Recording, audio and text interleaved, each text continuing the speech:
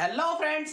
तो आप सभी लोग कैसे हैं? मैं Gyanand Kumar the Jagroshan YouTube channel पर आपका बहुत बहुत स्वागत करता हूं। फ्रेंड्स, आज मैं आपके लिए NIOS class 10th subject Hindi में पार्ट 2 दोहे, उसमें से आज मैं आपको दोहे पढ़कर सुनाऊंगा और उनका साथ साथ अर्थ भी बताऊंगा। और फ्रेंड्स, मैं आज आपको इसमें से कुछ इंपॉर्टेंट क्वेश्चन भी कराऊंगा, तो बने रहिए हमारे वीडियो के साथ। और अगर आपने हमारी पिछली वीडियो पार्ट 1 बहादुर चैप्टर नहीं देखा तो वो जाकर आप देख लीजिए। उसमें आपको बहादुर चैप्टर से कुछ इंपॉर्टेंट क्वेश्चंस करवाए हैं जो आपके एग्जाम में भी आ सकते हैं। फ्रेंड्स, चलिए स्टार्ट करते हैं इस वीडियो को और देखते हैं हमारा दोहा पढ़ लेते हैं। उससे पहले मैं आपको बता दूं, ये जो दोहे हैं ये हमारे महाकवि कबीरदास जी के दोहे हैं। और ये जो दोहे होते हैं वो हमारे पद में लिखे जाते हैं। दोहे, कविता और इस तरीके की जितनी भी कविताएं होती हैं, दोहे होते हैं या छंद होते हैं, वो सारे ही पद में आते हैं। तो हम पढ़ लेते हैं हमारे कबीरदास जी ने क्या दोहा लिखा है। पहला पढ़ते हैं, देखते हैं। ऊंचे कुल का जन्मिया ऊंची करे न होए, सुबरन कलश सुरा भरा साधु निंदे सोए। तो फ्रेंड्स, इसका अर्थ क्या होता है मैं आपको बता देता हूँ। इसका अर्थ होता है ऊंचे कुल का जन्मिया, अर्थात जो ऊंचे कुल में जन्म लेता है, जो बड़े बड़े घर, जो अमीर घरों में जन्म लेते हैं, करनी ऊंच ना होए। तो उनके जो कर्म होते हैं, हमारे कर्म ही निर्धारित करते हैं कि हम कैसा बने। ये नहीं कि हम बड़े घर में जन्म ले लिया और हम उसी दिन फेमस हो जाएंगे, ऐसा नहीं होता है। उसके बाद कह रहा है सुवर्ण कलश सुरा भरा साधु निंदे सोए। तो कह रहा है उसके बाद कि जिस प्रकार भले ही घड़ा सोने का हो, अगर उसमें दारू भर दी जाए या कोई गंदी चीज भर दी जाए, जिस प्रकार वो एक बुराई का पात्र हो जाता है, उसी प्रकार अगर हम अच्छे घर में अच्छे कुल में जन्म लेते हैं और हमारे कर्म अच्छे नहीं होते हैं तो हम भी एक निंदा के पात्र होते हैं। तो इस दोहे का अर्थ ये है, यही है, इसका सारांश है कि हमें अपने कर्म को सही करना चाहिए। हम जो कर्म करते हैं उसको देखना चाहिए, हम गलत कर रहे हैं या सही। जन्म हमें कहीं पे भी मिला हो, चाहे हम अमीर घर से हो या गरीब घर से, हमारे कर्म ही निर्धारित करते हैं कि हम अच्छे हैं या बुरे। चलिए दूसरा पढ़ लेते हैं। दूसरा क्या है? कह रहा है कि निंदक नियरे राखिए आंगन कुटी छवाए, बिन पानी साबुन बिना निर्मल करत सुभाए।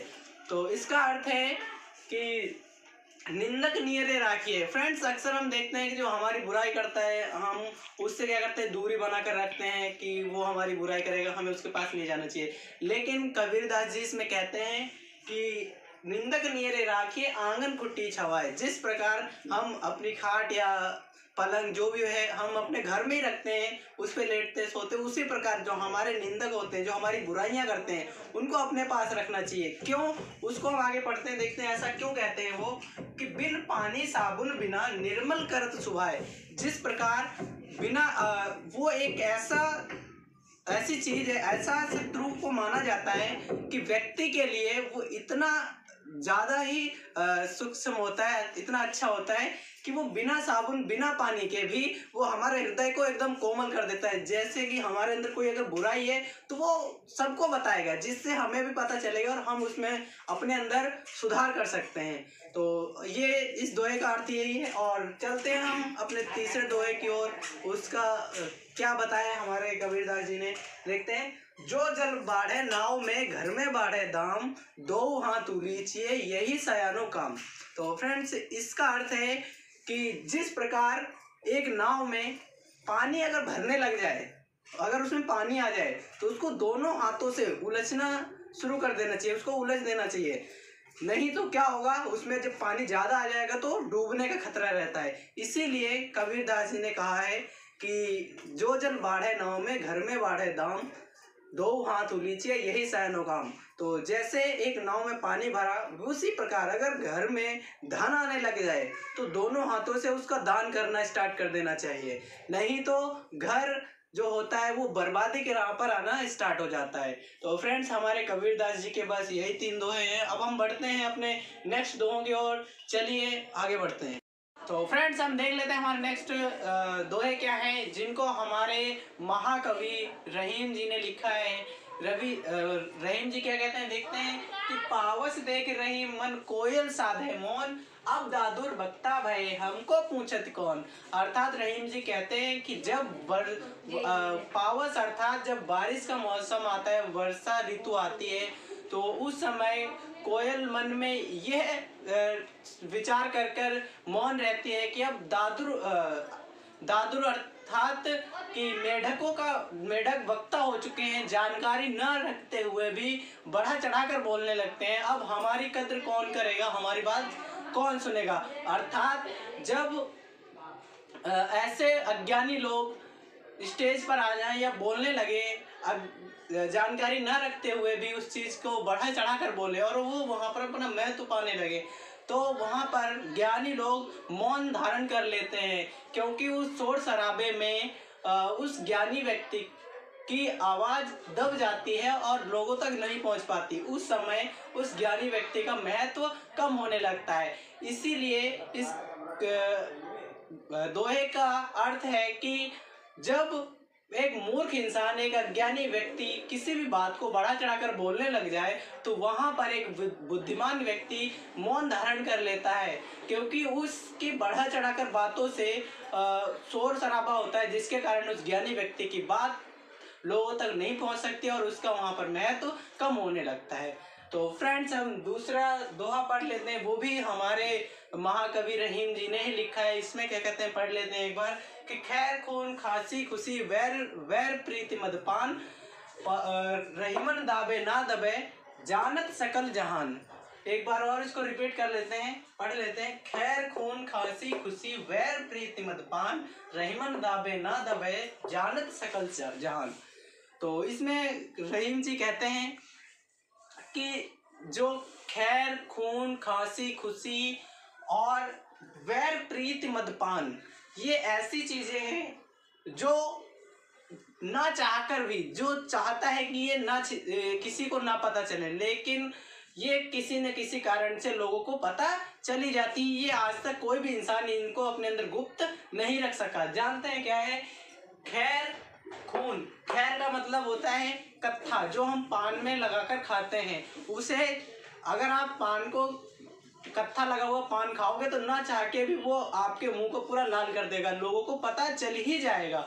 उसी प्रकार खून, अगर खून आपके कहीं कपड़े पर लग जाए तो वो छिपता नहीं है, वो अलग ही दिखाई देता है। और खांसी, अगर आपको खांसी आती है तो कहीं ना कहीं आप कितना ही रोकने की कोशिश करिए, लोगों के सामने आपको खांसी आनी ही आनी है। वह और खुशी जो होती है, कहीं भी देख लो आपके चेहरे पर अलग ही दिखाई देगी। अगर आप कोई अच्छा काम हुआ या प्रशंसनीय है तो वहां पर आपकी खुशी नहीं रुक सकती। वैर, किसी से दुश्मनी हो, अगर हम उसके सामने जाएं तो अलग ही हमारी और उसकी नज़रों में दिखाई दे जाता है कि हमारी उससे वैर है, दुश्मनी है। प्रीति, अगर किसी से प्रेम हुआ हो तो वो भी लोगों को पता ही चल जाता है किसी न किसी माध्यम से, लोग उसे छिपा नहीं सकते। दूसरा मद्यपान, अगर आपने दारू पी रखी है तो वो भी लोगों को पता चल ही जाता है, आपके नहीं बताओगे फिर भी स्मेल से लोगों को पता चल जाता है। तो वही कह रहा है कि रहीम मन दाबे ना दबे, इसको अगर खुद कितना ही चाहो, कितना ही कोशिश कर लो इन चीजों को दबाने की अपने अंदर, लेकिन ये दब नहीं सकती। जानत सकल जहान, इसको जान ही जाते हैं जहान में, अपने आस पड़ोस में या अपने राज्य में लोगों को पता चल ही जाता है किसी न किसी कारण से। तो रहीम जी के ये दोहे थे जो आपको मैंने अर्थ समेत बता दिया। अब चलते हैं दूसरे दोहों की तरफ, आइए देखते हैं। फ्रेंड्स, चलते हैं हम अपने अगले दोहों को पढ़ लेते हैं। उससे पहले मैं आपको बता तो ये जो दोहे हैं ये हमारे महाकवि वृंद जी के हैं, जो अपने समय में एक बहुत ही माने जाने कवि हुआ करते थे। तो पढ़ लेते हैं इन्होंने क्या अपने दोहों के माध्यम से लोगों को सूचना दी या क्या उनको बताना चाहते हैं। एक बार पढ़ते हैं इनको, देखते हैं क्या कह रहे हैं कि करत करत अभ्यास तय जड़मति होत सुजान, रसरी आवत जात तय सिल पर परत निशान।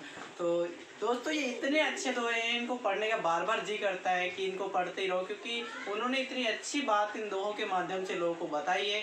क्या है कि एक बार फिर इसको मैं रिपीट कर देता हूँ, पढ़ देता हूँ। क्या है? करत करत अभ्यास तय जड़मति होत सुजान, रसरी आवत जात तय सिल पर परत निशान। तो अर्थात वृंद जी ये कह रहे हैं इस दोहे में कि जो एक बुद्धिमान, जो एक मूर्ख इंसान होता है, अगर वो अभ्यास करे, बार बार उस चीज को प्रयत्न करे करने का, तो अगर प्रयास करे, बार बार प्रयास करे, तो वो मूर्ख इंसान भी बुद्धिमान बन सकता है। जिस प्रकार रस्सी कुएं में हम अक्सर देखते हैं कि गाँवों में पहले क्या करते थे कि कुएं से पानी लाते थे, तो उसमें आपने देखा होगा कि रस्सी होती है, उसको खींचते हैं, पानी ऊपर आता है, फिर बाल्टी नीचे डालते हैं, फिर धीरे धीरे, तो वो रस्सी होती है, उसको बार बार ऊपर नीचे करने से उस सिल पर, उस पत्थर पर भी निशान छोड़ देती है। तो उसी प्रकार अगर एक मूर्ख व्यक्ति अगर बार बार प्रयास करे, बार बार अभ्यास करे, बार बार उस चीज को करे, तो वो भी एक बुद्धिमान इंसान बन सकता है, बुद्धिमान व्यक्ति बन सकता है प्रयास करने से अपने। चलिए दूसरा देख लेते हैं क्या है। कह रहा है कि नैना देत बताए सब हे को हेत हेत, जैसे निर्मल आरसी भली बुरी कह देत। फ्रेंड्स, इस दोहे में महाकवि वृंद जी ने बहुत अच्छी बात कही है। क्या कही है कि नैना देत बताए सब हे के हेत अहेत, जैसे निर्मल आरसी भली बुरी कह देत। मतलब कि जो हमारे आंखें हैं, जो हमारी नैना है, वो हमारे हृदय को सारी चीज़ें बताता है। उससे हमारे आँखों से ही पता चल जाता है कि हमारे मन में या हमारे जहन में क्या चल रहा है। वो नैना सब बता देती हैं, अच्छा हो, बुरा हो, भला हो, जैसा भी हो। जिस प्रकार एक निर्मल आरसी यानी एक आईना, शीशा आपने देखा होगा, अगर उसमें आप चेहरा देखते हैं, अगर आप काले तो काला दिखाई देता है, अगर आपको कुछ लगा हुआ है चेहरे पर तो जिस प्रकार का होता है वैसा ही उस शीशे में दिखाई देता है। तो वही कह रहा है कि जैसे निर्मल आरसी एक शीशा भली बुरी कह दे, आप अच्छे दिख रहे हो अच्छा बताएगा, बुरा दिख रहे हो तो बुरा बताएगा। उसी प्रकार हमारे नैन, हमारी आंखें, हमारे दिल के जो हमारे हृदय में चल रहा होता है वो सब हमें बता देते हैं कि क्या है, अच्छा होगा तो अच्छा बताते हैं, बुरा होगा तो बुरा बताते हैं। तो फ्रेंड्स, ये तो हमारे कुछ दोहे थे जिनको हमने पढ़ा और उनके अर्थ भी जाना। अब हम इनके कुछ इंपॉर्टेंट क्वेश्चंस भी कर लेते हैं जो हमारे एग्जाम में आते हैं। फ्रेंड्स, वैसे मैंने आपको सारा कुछ तो इसमें से बता ही दिया है। चलिए कोई नहीं, मैं फिर भी आपको इसमें से कुछ क्वेश्चंस करवा देता हूँ। आइए देखते हैं बोर्ड पे। फ्रेंड्स, हम देख लेते हैं हमारा पहला क्वेश्चन क्या है। पहला क्वेश्चन है कि निम्नलिखित दोहे का भाव स्पष्ट कीजिए। हमारा दोहा क्या है देख लेते हैं क्या है। निंदक नीरे राखी आंगन कुटी सवाय, बिन साबुन पानी बिना निर्मल करत सुभाए। फ्रेंड्स, वैसे मैंने आपको इसका भाव तो और बता दिया, लेकिन मैं आपको लिखकर भी इसका भाव और सौंदर्य बताना चाहता हूँ। देखिए, संदर्भ मैंने लिखा है, यह पंक्तियां हमारी पाठ्य पुस्तक पद हिंदी के दूसरे पाठ दोहे नामक पाठ से दी गई हैं। इसके रचयिता महाकवि कबीरदास जी हैं। अब इसका हम भाव जान लेते हैं, अर्थ जान लेते हैं। भावार्थ क्या है? कबीरदास जी कहते हैं कि आपने अपने आसपास के लोगों को देखा होगा कि किस प्रकार लोग सामने तारीफ करते हैं और पीठ पीछे बुराई, लेकिन जो हमारे सामने ही बुराई करते हैं ऐसे लोग बहुत कम मिलते हैं। ऐसे लोगों से हमें घृणा नहीं होनी चाहिए, क्योंकि जब वे हमारी बुराई करते हैं तो हमें अपनी कमियों का पता चलता है और फिर हम उन कमियों को दूर कर सकते हैं। इसीलिए ऐसे व्यक्ति को हमेशा साथ में रखना चाहिए और उन लोगों से बचना चाहिए जो हमारे सामने तो तारीफ करते हैं लेकिन पीठ पीछे बुराई करते हैं। चलिए दूसरा क्वेश्चन देखते हैं। चलिए देखते हैं हम, हमारा नेक्स्ट क्वेश्चन क्या है। करत करत अभ्यास तय, दोहे में मूर्ख व्यक्ति के लिए जड़मत शब्द का प्रयोग क्यों किया गया है? तो जानते हैं ऐसा क्यों किया गया। करत करत अभ्यास तय, दोहे में मूर्ख व्यक्ति के लिए जड़मत शब्द का प्रयोग इसलिए किया गया है क्योंकि जड़मति का अर्थ रुका हुआ, धड़कन रहित, मति बुद्धि या जिसकी बुद्धि का विकास ना हुआ हो, अर्थात मूर्ख कहलाता है। जड़मत शब्द का प्रयोग इसलिए किया गया क्योंकि जड़मत शब्द का अर्थ ही होता है ऐसा कि उस व्यक्ति उस चीज का ना तो उसमें उसे ये पता हो कि देश दुनिया में क्या चल रहा है या उसे किसी भी चीज का ज्ञान ना हो, मूर्ख कहलाता है। इसलिए जड़मत शब्द का प्रयोग किया गया है। फ्रेंड्स, अगर आपको ये वीडियो अच्छी लगी हो तो लाइक, सब्सक्राइब और शेयर जरूर करें। अगर आपको इसी प्रकार से और भी क्वेश्चन चाहिए तो हमें कमेंट में बताएं और ये भी बताएं कि आपको ये वीडियो कैसा लगा। मिलते हैं फ्रेंड्स, जय हिंद।